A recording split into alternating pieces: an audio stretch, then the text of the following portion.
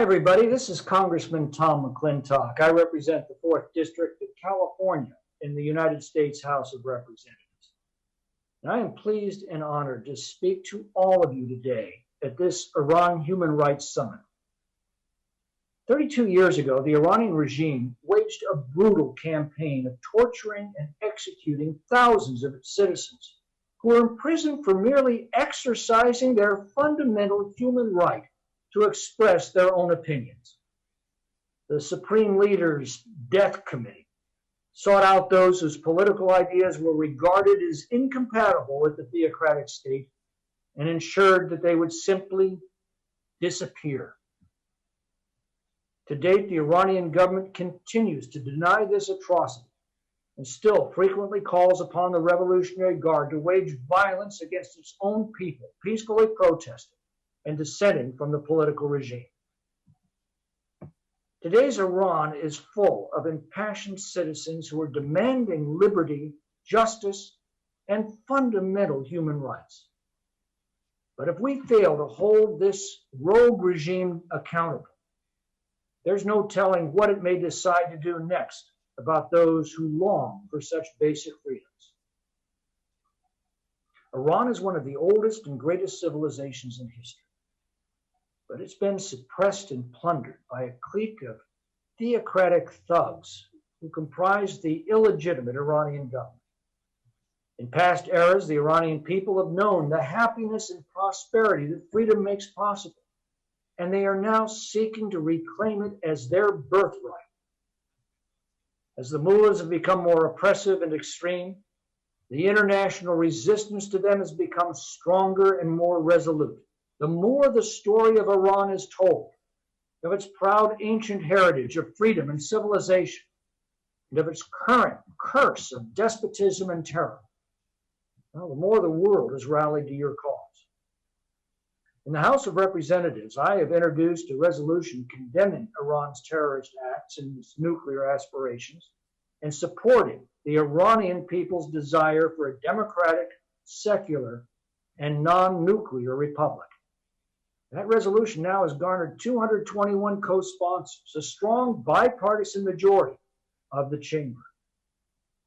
That so many members of Congress have come together to condemn these terrorist acts and express in no uncertain terms our support for the Iranian people's fight for freedom is a testament to the effectiveness and resiliency of the opposition movement.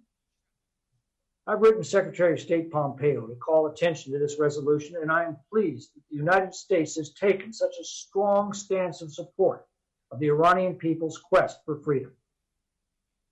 The United States has pulled out of the disastrous nuclear deal that would have lifted sanctions against the world's largest sponsor of global terrorism and allowed it to develop nuclear weapons with no meaningful oversight. Most recently, the United States has pressed the United Nations to extend an arms embargo against Iran. While this effort has faced resistance from certain nations, the U.S. remains capable of utilizing the snapback provisions of the accord to restore all UN sanctions on Iran. These efforts, God willing, will drastically curb Iran's nuclear weapons development.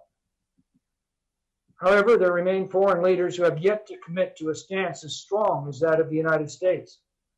That's why it's more important than ever to elevate the voices of the Iranian people who experience every day the consequences of a regime committed to foreign and domestic chaos and terror.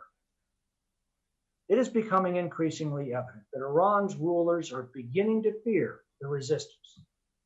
During the massive opposition protests in late 2018, the authorities shut down the internet for more than a week to suppress information about protests and related state violence.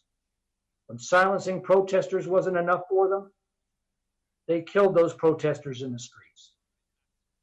Recently, the regime rejected humanitarian assistance from the United States to share coronavirus treatments, and they sought to convince the world that sanctions were the cause of the coronavirus wave sweeping the country.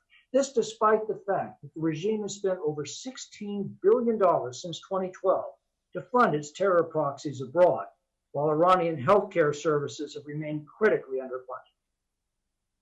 Now, of course, the Iranian people are no strangers to the lies of its despotic rulers.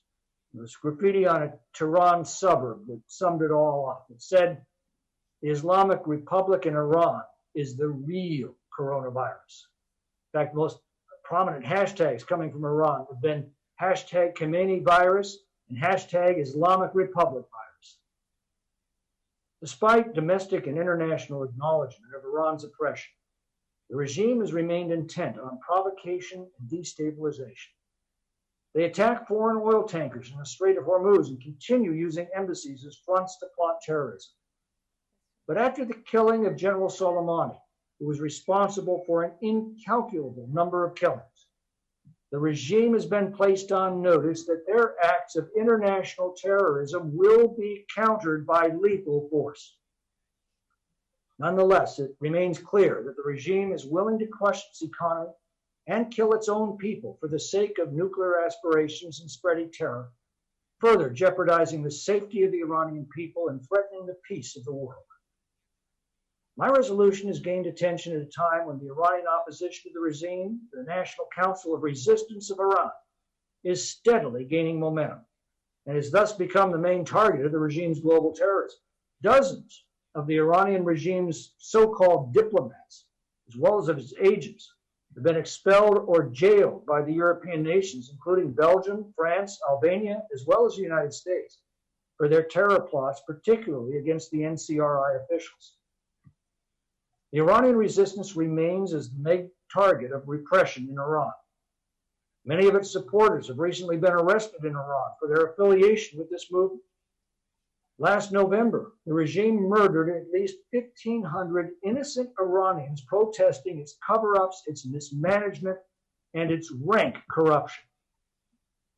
While progress has been made, it's clear that today's regime is just as willing as Khomeini's to silence those who call attention to this brutality.